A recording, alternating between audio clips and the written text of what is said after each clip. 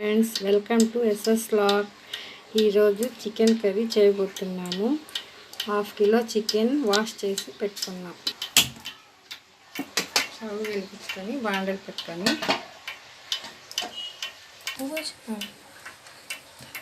తగినంత ఆయిల్ వేసుకోవాలి.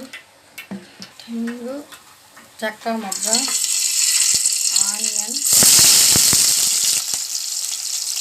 ఆనియన్ కొంచెం వేగనివ్వాలి.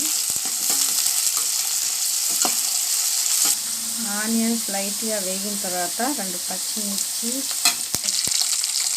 అల్లం వెల్లుల్లి పేస్ట్ 2 స్పూన్లు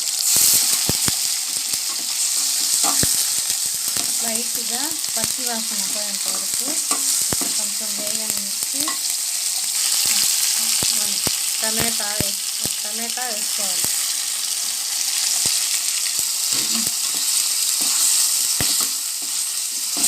1 స్పూన్ పసుపు పొడి, స్పూన్ ధనియా పౌడర్, కారపొడి తగినంత వేసుకోవాలి.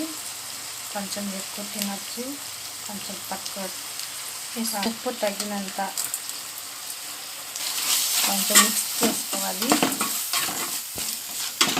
ఇప్పుడు మసాలా అన్నీ వేగిన తర్వాత చికెన్ వేసుకోవాలి.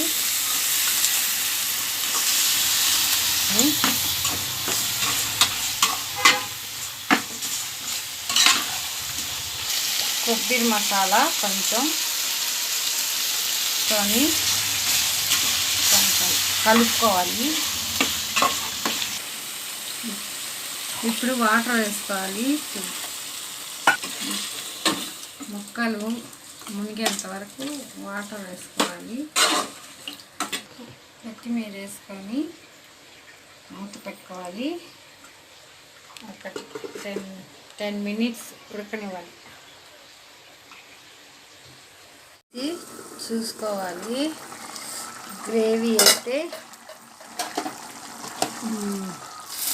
రెడీ అయిపోయింది.